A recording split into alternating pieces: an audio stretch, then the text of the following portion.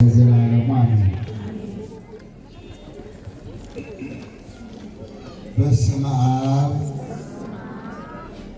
ወወልድ ወመንፈስ ቅዱስ አሐዱ አምላክ አሜን። ድምፃችሁን ከፍ አድርጉት። በስመ አብ ወወልድ ወመንፈስ ቅዱስ አሐዱ አምላክ አሜን።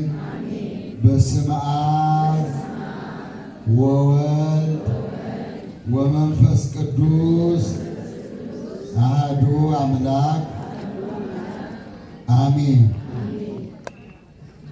የተከበሩ አባታችን መላከ ፀሐይ ቆሞስ አባ ወልደ ሰንበት የዚህ ታላቅ ቤተ ክርስቲያን ዋና አስተዳዳሪ፣ የተከበሩ የዚሁ ደብር ዋና ጸሐፊ፣ የተከበሩ የዚሁ ደብር የስብከተ ወንጌል ዋና ኃላፊ፣ የተከበራችሁ መምህራን ወንጌል፣ ሊቃውንተ ቤተ ክርስቲያን፣ አባቶች ካህናት፣ ወንድሞች ዲያቆናት፣ አበው መነኮሳት፣ የተከበራችሁ ዘማሪያን፣ የተከበራችሁ የሰንበት ትምህርት ቤት ወጣቶች እንዲሁም ሕፃናት፣ የተከበራችሁ ከሩቅም ከቅርብም በመድኃኔዓለም ቸርነት በድንግል ማርያም አማላጅነት በቅዱሳን መላእክት ተራዳኢነት በዚህ ስፍራ የተገኛችሁ የእግዚአብሔር ልጆች እንደምን አደራችሁ? እንደምን አረፈዳችሁ? እንደምን ከረማችሁ? እንኳን ለአራተኛው ሳምንት በሰላም በፍቅር አደረሳችሁ አደረሰ። ከፍ አድርጋችሁ ድምፃችሁን እግዚአብሔርን አመስግኑ።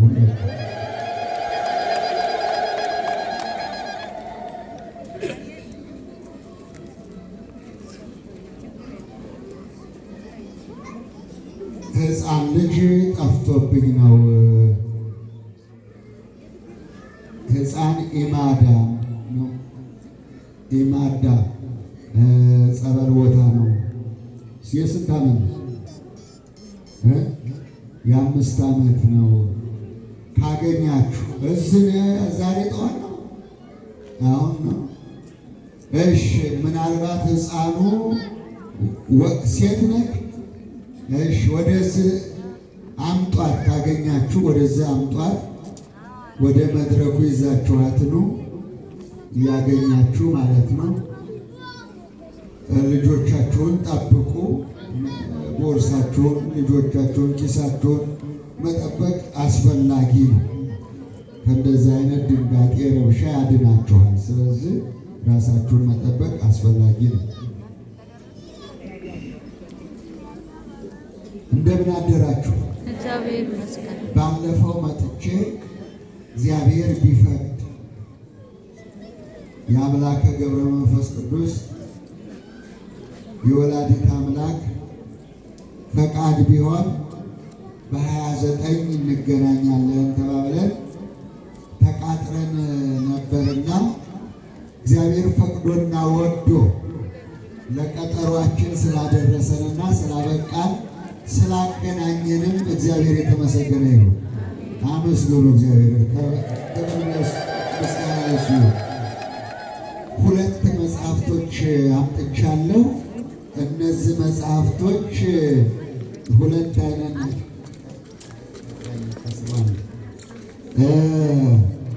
2 ናቸው። 15,000 ብር ያወጣል። ለቤተ ክርስቲያኑ ገቢ እንዲሆን ይዤ መጥቻለሁ። 4 ልጆች ከዚሁ ተመርጠው እንዲያገለግሉ ታደርጋላችሁ። እናንተ ሳትነጋገሩ ወዲያሉ ሳትሉ አጭር ትምህርት ስለሆነ ማስተምረው እሱን ትሰማላችሁ። ይህ ባለፈው አምጥቼ ነበርና የንስሐው ምስጢር ምን ይሆን የሚል 100 ብር ነው የሚሸጠው። ዛሬ 50 አምጥቼላችኋለሁ። ባለፈው አምጥቼው ስለነበረ ዛሬ 50። ሁለተኛው ደግሞ የሰይጣን ማባረሪያ የመስቀል አጥር አጹረ መስቀል የሚባል የጸሎት መጽሐፍ ነው። የመስቀል እና ኃይለኛ ጸሎት ነው። ጸልያችሁ መጠጣት፣ በቤታችሁ ደግሞ ሰይጣን እንዳይቀርብ መርጨት የምትችሉበት ከእግዚአብሔር ጋር የምትገናኙበት አምላካችሁ ኢየሱስ ክርስቶስ የከፈለላችሁን ዋጋ የምታስቡበት የመስቀል ጸሎት ነው። እሱ ደግሞ 100 ብር 100 ነው ያመጣሁት።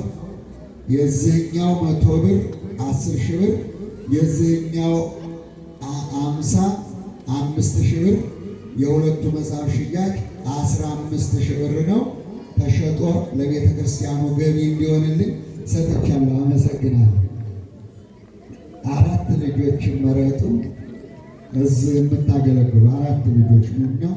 ሰው ባለበት እዛው እንድታደርሱልኝ ትምህርቱን እያዳመጣችሁ ደህና አደራችሁ። በመላው ዓለም ሆናችሁ በእማማ ሚዲያ በእማማ ማዕደ ወንጌል እና በእማማ ፌስቡክ ቀጥታ የምትከታተሉን አሁን የምንገኘው በኢትዮጵያ ኦርቶዶክስ ተዋሕዶ ቤተክርስቲያን በአዲስ አበባ ሀገረ ስብከት ስር የሚገኘውን የቀርሳ ልደታና አቡነ ገብረ መንፈስ ቅዱስ ቤተክርስቲያን እንገኛለን። ዛሬ እንግዲህ የኮርኒስ የበር የመስኮት ስራ እየተሰራ ነው። ቤተክርስቲያኑ እየተጠናቀቀ ነው። ደስ ይበላችሁ፣ እግዚአብሔርን አመስግኑ። በእውነት ደስ ይላል። ስለዚህ ይህንን ቤተክርስቲያን ለመስራት ለማጠናቀቅ ሁላችሁም ስሩ ላይ ያለው ስክሪኑ ላይ የሚዞረው ስሙንና የባንክ ቁጥሩን ተጠቅማችሁ ለዚህ ቤተክርስቲያን ገቢ እንድታደርጉ እንለምናለን። 100 ብር ነው እላው ላይ ያለው ዋጋው። ሁለቱም መጽሐፍ 100 ብር ነው። ከጀርባው ላይ ሁለቱም ዋጋ አለው። ጀርባው ላይ ተጽፏል። 100 ብር ብቻ በመግዛት ተጠቀሙበት። አቤቱ ማረኝ በሉ እስቲ ሁላችሁም በሉ አቤቱ ማረኝ በሉ እስቲ። ምንድነው የትምህርታችን ርዕስ? አቤቱ ማረኝ። በቃ በጠቅላ ባጭሩ መዝሙረ ዳዊት 40 በቅንፍ 41 ቁጥር 3 መዝሙረ ዳዊት 40 በቅንፍ 41 ቁጥር 3 ላይ የምታገኙት ኃይለ ቃል እንዲህ ይላል። እግዚአብሔር በደዌው አልጋ ሳለ ይረዳዋል። በውስጥ ሁላችሁ እግዚአብሔር በደዌው አልጋ ሳለ ይረዳዋል። በውስጥ መኝታውንም ሁሉ በበሽታው ጊዜ ያነጥፍለታል። አቤቱ ማረን፣ አቤቱ ማረን በሉስ። አዎ ዛሬ የዛሬው ሳምንት ይህ ሰንበት መጻጉዕ ይባላል። ደዌ ያለባቸው ሰዎች የሚፈወሱበት የሚድኑበት አምላካቸውን የሚያመሰግኑበት ከፈጣሪያቸው ጋር የሚገናኙበት ይህ ሳምንት ነው። እንኳን አደረሳችሁ። ስለዚህ ሁልጊዜም ቢሆን ፈውስ የሚገኘው ድነት የሚገኘው ሕይወት የሚገኘው ስናምን ነው። ምን ስንል ነው? ስናምን። ምን ስንል ነው? ንገሩ። ስናምን። ሕይወት የሚገኘው ስናምን ነው። አማኝ ነው የሚድነው። ሰው በሶስት አይነት ደዌ ሊመታ ይችላል። በሶስት አይነት ደዌ አንደኛው የመጀመሪያው የኃጢአት ደዌ አድነን በል ውስጥ ከኃጢአት ደዌ አድነን በል ውስጥ። አዎ የኃጢአት ደዌ ትዕቢት ነው። የኃጢአት ደዌ ኃጢአት ነው፣ ትዕቢት ነው፣ ክፋት ነው፣ ምቀኝነት ነው። ለዚህ ለእግዚአብሔር ክብር ስላልሰጠ ይላል ሄሮድስን እግዚአብሔር ቀሰፈው ይላል እና ሸቶ ገምቶ በትል ተበልቶ ሞተ ይላል። ይሄ ሌላው ደዌ ደግሞ የጸጋ ደዌ ይባላል። የጸጋ ደዌ ደግሞ እንደ ኢዮብ መጽሐፈ ኢዮብ ምዕራፍ 1 ቁጥር 6ን ማንበብ ትችላላችሁ። የጸጋ ደዌ ይባላል። በቁስል ተመቷል፣ መከራ ተቀብሏል፣ ስቃይ ተቀብሏል። ግን እስከ መጨረሻው ድረስ ፈጣሪውን አመስግኗል። እናንተም አመስግኑ። ክብር ለመድኃኔዓለም ይሁን። አምላኬ ፈጣሪ ኢየሱስ ክርስቶስ መድኃኒቴ እግዚአብሔር አንድ ቀን ያድነኛል ብሎ በተስፋ በመጠበቁ የጸጋ የክብር ደዌ ሆኖለታል። ሦስተኛው ደዌ የአጋንንት ነው። በአጋንንት መያዝ የአጋንንት የሚያሰቃያቸው ብዙ ወጣቶች አሉ። ወንዶች ሴቶች አይመርጥም ሰይጣን። ደግሞ ይህ አይነቱ አምላካችን ኢየሱስ ክርስቶስ ይህ አይነቱ የአጋንንት ደዌ ያለ ጾምና ያለ ጸሎት ከእናንተ አይወጣም። የማቴዎስ ወንጌል ምዕራፍ 17 ቁጥር 21 ላይ ተጽፎ ታገኙታላችሁ። ስለዚህ አጋንንት በምንድን ነው የሚወጣው? ንገሩ፣ ተናገሩ። በጾምና በጸሎት። ያለ ጾምና ያለ ጸሎት አጋንንት ከእናንተ አይወጣም ይላል። አገር ለአገር ብትዞሩ፣ ጠንቋይ ለጠንቋይ ብትዞሩ፣ ቃልቻ ለቃልቻ፣ ስማተኛ ምናምን መተተኛ ብትከተሉ አትድኑ። አጋንንቱ የሚወጣው በእምነት በጾም በጸሎት በስግደት በዚህ ልታስወጡት ትችላላችሁ ነው። ስለዚህ እግዚአብሔር አምላክ ሕመማችንን የጸጋ ሕመም ያድርግልን። አሜን በሉ እስቲ። አዎ እግዚአብሔር የጸጋ ሕመም ያድርግልን። የማይታመም የለም፣ የማይቆነጠጥ የለም፣ የማይጎበኝ የለም። ሌላው ደግሞ እግዚአብሔር ጩኸት እንባ ይወዳል። ሁለተኛ መጽሐፈ ነገሥት ምዕራፍ 20 ቁጥር 1 ላይ እንዲህ የሚል እናገኛለን።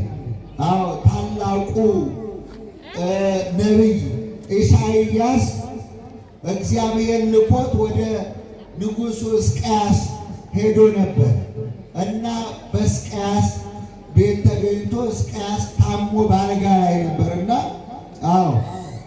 ትሞታለህና በሉ እስቲ ሁላችሁ ትሞታለህና ቤትህን አስተካክል። እስቲ በሉ ትሞታለህና ቤትህን አስተካክል። ቤታችሁን ያላስተካከላችሁ ሞት መቼ እንደሚመጣ አታውቁ። ከላዩም ከታችሁም ከጎረቤቱም ማዕበል ይሁን ንፋስ፣ ፀሐይ በምን እንደምንሞት በምን እንደምንወሰድ ማን እንደሚወስደን አናውቅ። በድንገት ግን ሞት ይመጣል። ስለዚህ ትሞታለህና ቤትህን አዘጋጅ ብሎ ነገረው። ያን ጊዜ ቁርጡን አውቆ እውነት ነው፣ ሰው የተፈጠረው ለአፈር ነው፣ አፈርም የተፈጠረው ለሰው ነው። ስለዚህ እኔም ወደ አፈር ሄዳለሁ፣ አፈርም ወደ እኔ ይመጣል ብሎ ተስማምተው ከዛ በኋላ ፊቱን ወደ ግድግዳው መልሶ ወደ እግዚአብሔር ጮኸ። ወደ ማን? ወደ ማን ንገሩኝ? ስትታመሙ ወደ እግዚአብሔር ነው መጮህ። ስትታመሙ ወደ እግዚአብሔር ነው ማልቀስ። ስትታመሙ እግዚአብሔርን ነው መፈለግ። ሌላ መፍትሄ የለም ገንዘባችሁን ከመጨረስ በስተቀር። ስለዚህ እስከ 6 ሰዓት ድረስ ሕዝቅያስ አለቀሰ፣ ጮኸ። ያን ጊዜ እግዚአብሔር ጩኸቱን ሰማው፣ እንባውን አየው። አምላኬ ፈጣሪ ንስሐ ሳልገባ አንተን ሳላስደስት ከአንተ ጋር እንዳልኖር ተለያይቼ ወደ ገሃነም ልገባውን ነውና እባክህ የንስሐ ዘመን ስጠኝ። አቤቱ ይቅር በለኝ፣ ኃጢአቴንና በደሌን ይቅር ብለህ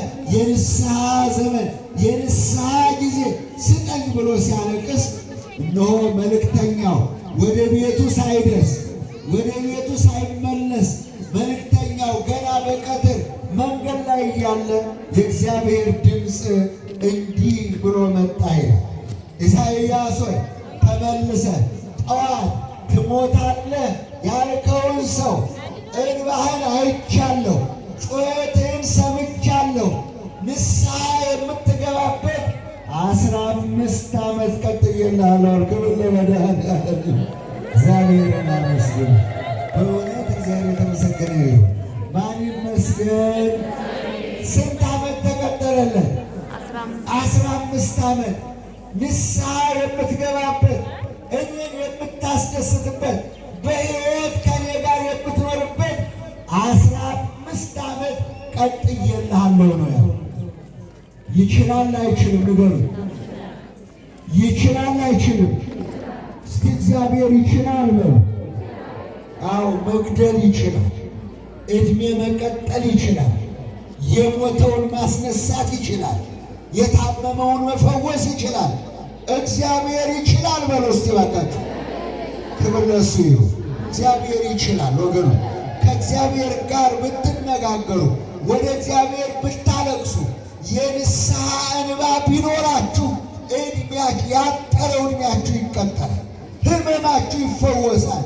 ትድናላችሁ። ተስፋ መቁረጥ የለም። እግዚአብሔርን ማማረር የለም። እግዚአብሔር ያደርግልኛል ብሎ በእምነት መጸለይ ይቻላል። ወደ ዛሬ ወንጌል ስንመጣ ዮሐንስ ወንጌል ምዕራፍ 5 ቁጥር 2 ጀምረን የምናነበው ነው። የዛሬው ወንጌል የዮሐንስ ወንጌል ምዕራፍ 5 ቁጥር 2 ላይ በደንብ አድርጋችሁ አንብቡት። በኢየሩሳሌም በበጎች በር አጠገብ ቤተሳይዳ የምትባል መጠመቂያ ነበረች ይላል። በየት አልኳችሁ? በኢየሩሳሌም። በየት አልኳችሁ? እየሰማችሁኝ ነው? በኢየሩሳሌም በሉ።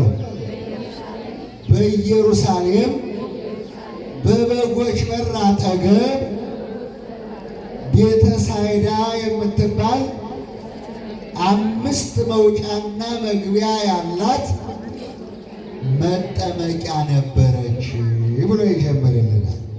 እናቶች፣ አባቶች፣ እህቶች፣ ወንድሞች እንግዲህ አዎ ለምእመናን ስማችን በጎች ነው። በበጎች በር አጠገብ ጻድቃን ከሆኑ በጎች ይባላሉ። ኃጥአን ከሆኑ ደግሞ ፍየሎች ይባላሉ። ከፍየልነት እግዚአብሔር ያድነን፣ በግነቱን ያድለን፣ የክርስቶስ በጎች ያድርገን እግዚአብሔር። አዎ ስለዚህ በዛች በበጎች በር አጠገብ 5 መግቢያ መውጫ 5 እርከን ያላት መጠመቂያ ነበረች። ይቺ ቦታ በሳምንት 1 ቀን ነው የምትፈውሰው። በሳምንት 1 ቀን ብቻ ነው ሕሙማኖቹ የሚፈወሱ። ምክንያቱ በየሳምንቱ ቅዳሜ ከሰማይ መልአክ ወርዶ ይህንን ባህር ባናወፀው ጊዜ መጀመሪያ ጸበሉ ያረፈባቸው ሰዎች ይድኑ ነበር። እንግዲህ በብሉይ ኪዳን በሐዲስ ኪዳን ጸበል አለ፣ ዛሬም አለ። በጸበሉ ዓይናቸው የበራ ጎባጣው ቀንቷል። አዎ ብዙ ሰዎች ታውከው የነበረ ሐኪም አንችልም ያላቸው ዛሬ በቤተ ክርስቲያናችን ብዙ ፈውስ እየተሰጠ ይገኛል። ክብር ለመድኃኔዓለም ይሁን። ስለዚህ እናቶች፣ አባቶች፣ እህቶች፣ ወንድሞች ተመልከቱ። አሁን እነዚህ ሰዎች በየሳምንቱ እየሄዱ እዛ በዙሪያው በ5ቱ እርከን ዙሪያ እየገቡ ይተኙ ነበረ። ከዛ በኋላ መልአኩ መጥቶ ያንን ቅዳሜ ሲያናውፀው መጀመሪያ ጠበሉ ያረፈበት ተፈውሶ ቀንቶ ይሄድ ነበረ፣ ወደ ቤቱ ይሄድ ነበር። አንድ ሰው ግን አልጋው ላይ ተጣብቆ 38 ዓመት። ስንት ዓመት አልኳችሁ? ስንት ዓመት አልኳችሁ? ሰምታችሁኛል?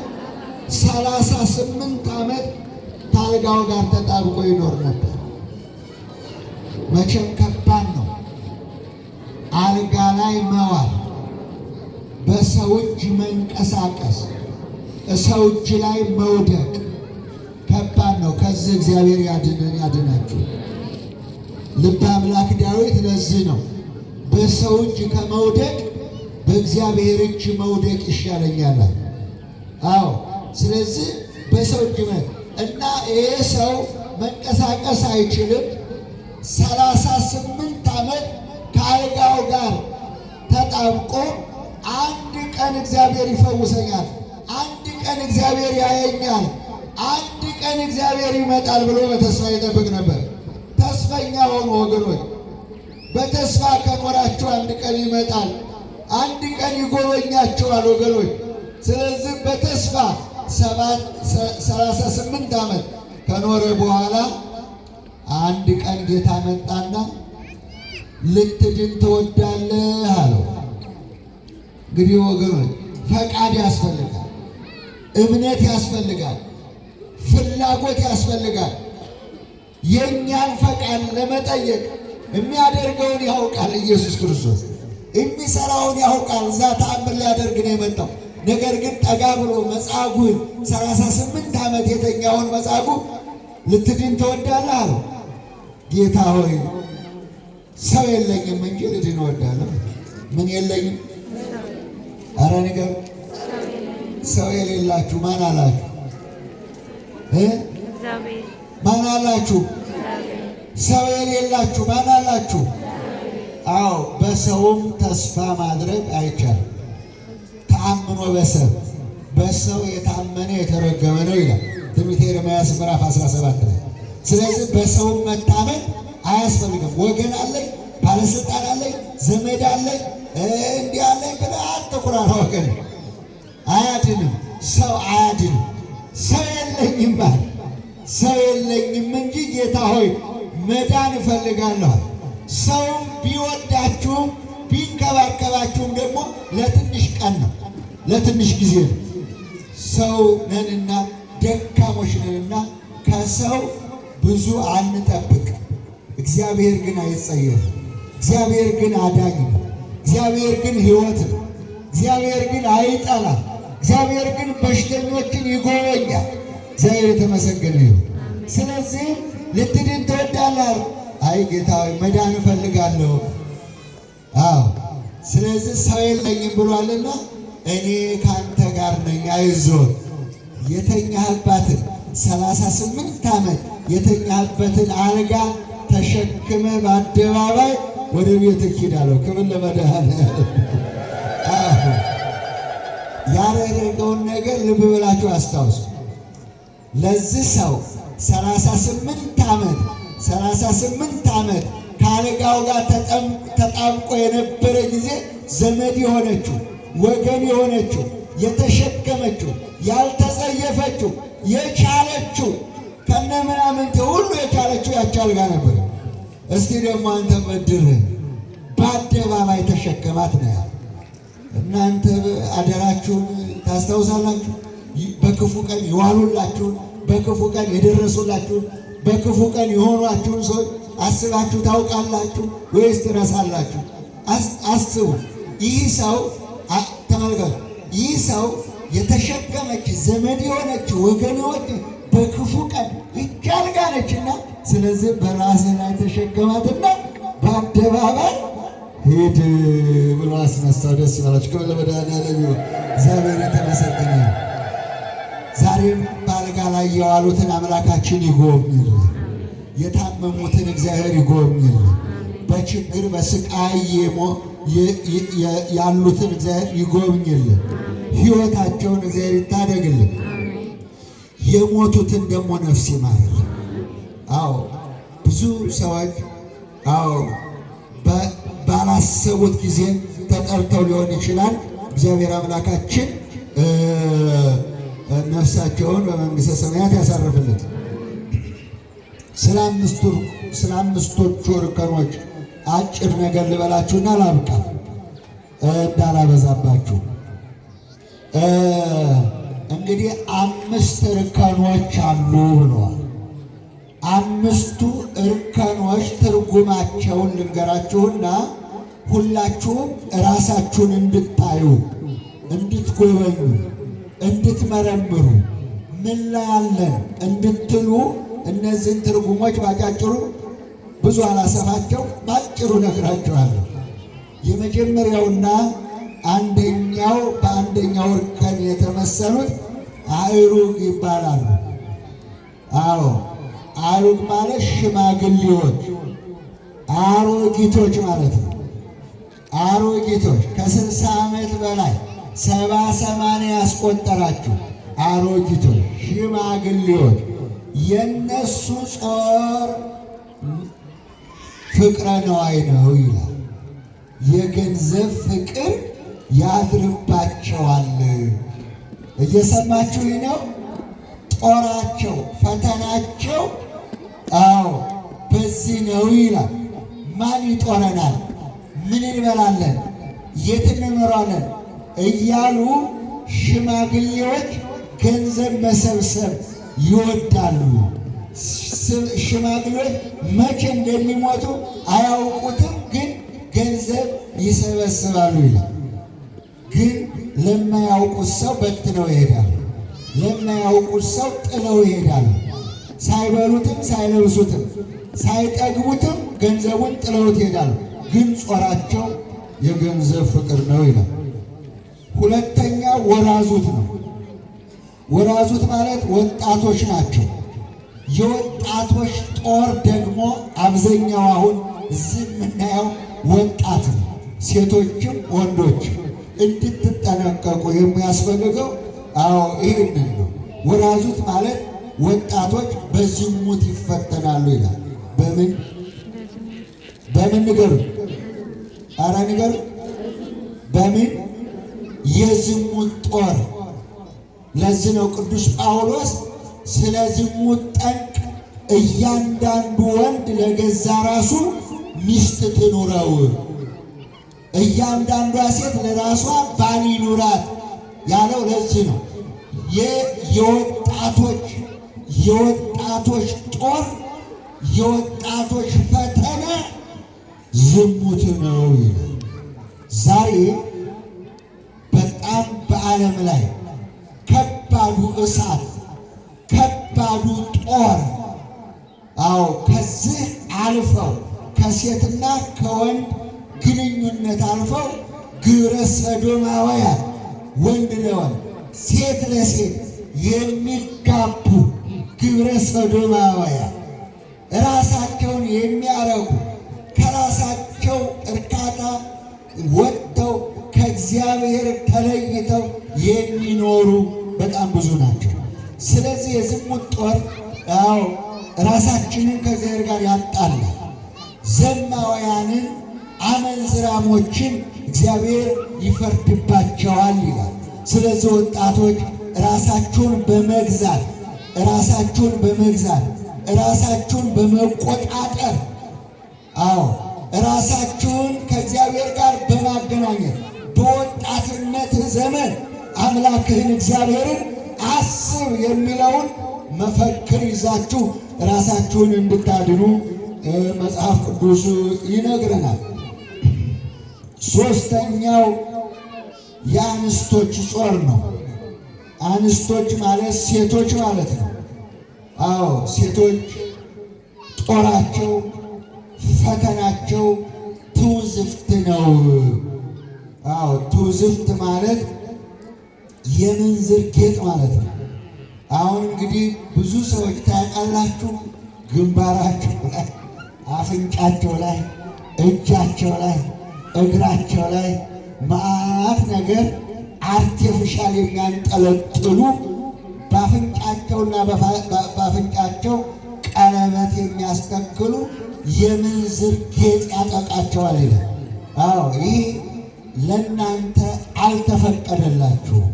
ቅዱስ ጴጥሮስ እንዲህ ይላል፣ ሳራ ተሸለመች፣ ግን ወርቅና ብር አይደለም፣ ወርቅና ብር አይደለም፣ ፀጉር መሸረም ማንጠልጠል አይደለም፣ ባሏን ጌታዬ ብላ ታከብር ነበርና በመንግሥተ ሰማያት ተሸለመች ይላል። እስቲ ልበሉላት። እግዚአብሔር የተመሰገነ አያችሁ፣ ይሄ የምንዝር ጌጥ የሚባለው አርቴፊሻሉ ምናምን በጆሮአችሁ፣ በአንገታችሁ፣ በእጃችሁ፣ በግንባራችሁ ያልሆነ ቦታ ጭምር እሱ ነው የሴቶች ፈተና ይላል።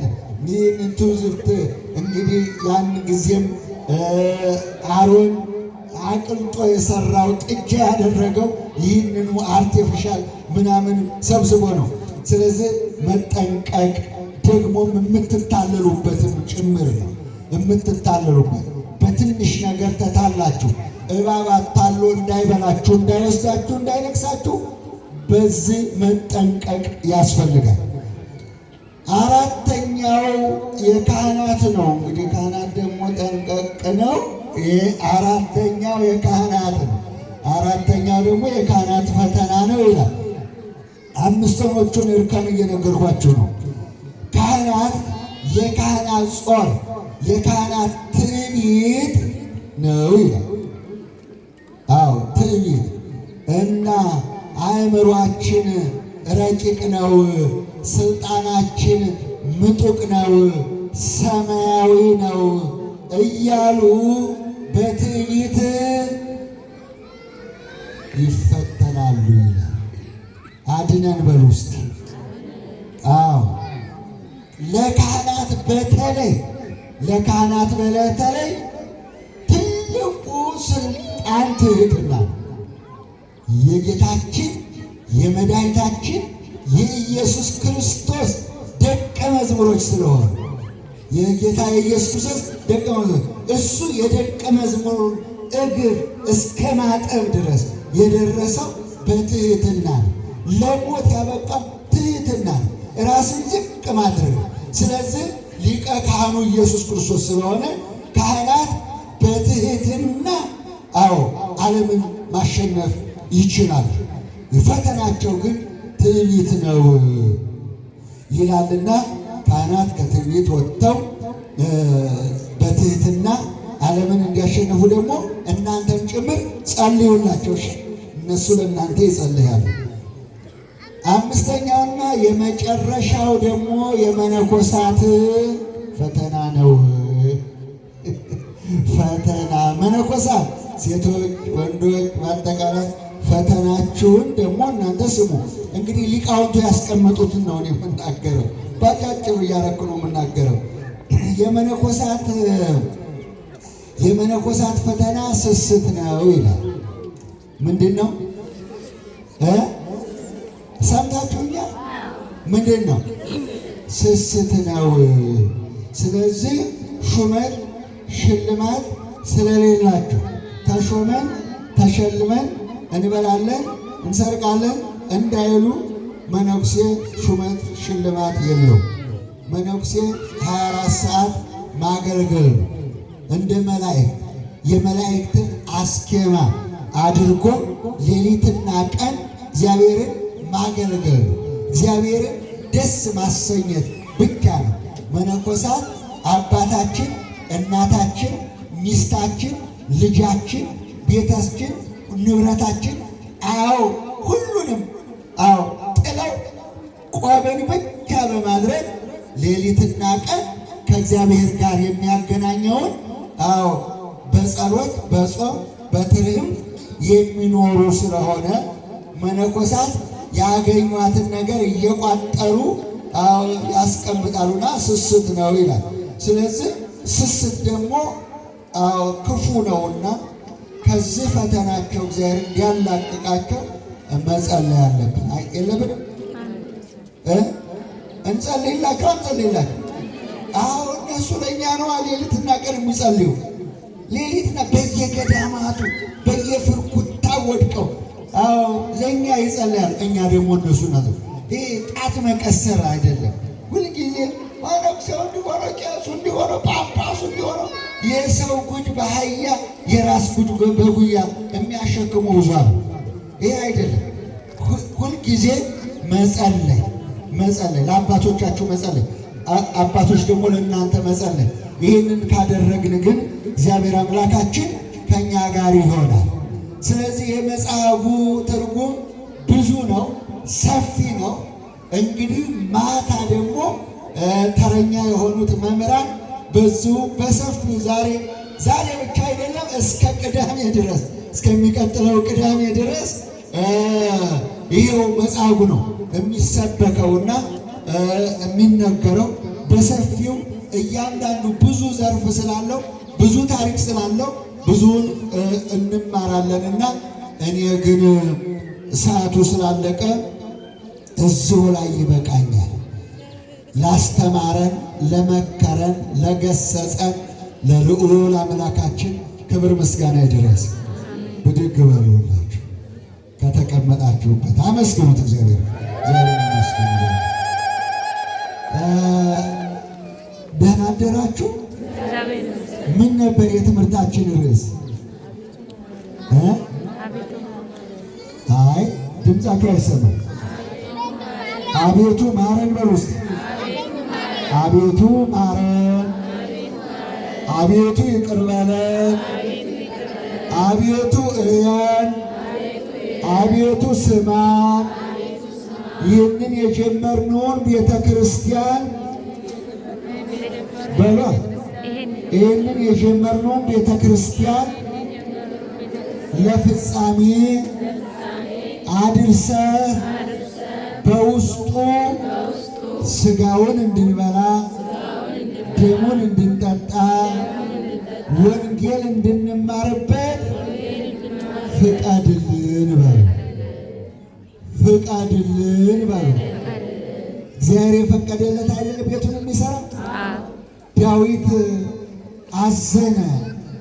ጌታዬ አምላኬ እግዚአብሔር ሆይ ታቦተ ጽዮን በድንኳን እኔ ባማረ በዝግባ በጽድ ቤት በተሰራ ቤተ መንግሥት ተቀምጬ እንዴት ታቦተ ጽዮን በድንኳን እየኖረች አለና ጸለየ፣ አዘነ፣ ጠየቀ፣ ገንዘብ ሰበሰበ።